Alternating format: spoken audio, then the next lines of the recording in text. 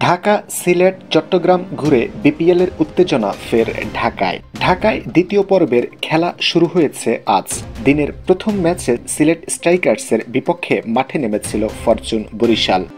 আগে ব্যাট করতে নেমে বর্তমান চ্যাম্পিয়নদের বিপক্ষে ১১৬ রানের সংগ্রহ গড়ে সিলেট।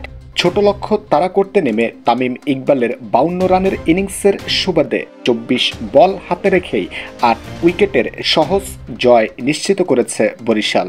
ছোট লক্ষ্য তাড়া করতে নেমে আজ ইনিংসের শুরুতেই উইকেট হারায় বরিশাল। তামিম ইকবালের সঙ্গে আজ ওপেনিংয়ে নেমেছিলেন তাওহিদ হৃদয়।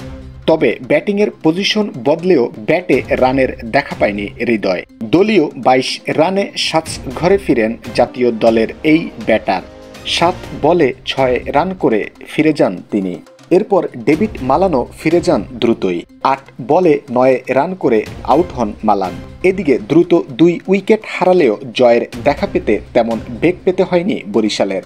আজ দলের হাল ধরেছিলেন অধিনায়ক তামিম ও মুশফিকুর রহিম। এই দুইজন মিলে আজ গড়েছিলেন ৮১ রানের অপরাজিত জুটি।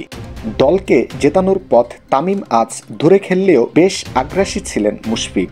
অভিজ্ঞ এই ব্যাটার শেষ পর্যন্ত ৩০ বলে ৪২ রান করে অপরাজিত ছিলেন। ওদিকে দলকে জেতানোর পথে 50-র দেখা পেয়েছেন তামিম। ৫১ বলে ৫২ রান করে অপরাজিত ছিলেন তামিম। এর আগে ব্যাট করতে নেমে সিলেটের কোনো ব্যাটারই আজ ভালো করতে পারেননি। দলের হয়ে সর্বোচ্চ ২৮ রান করেন আহসান বাট্টি। এছাড়া ১৯ বলে ২৪ রান করেন জাকের আলী অনিক।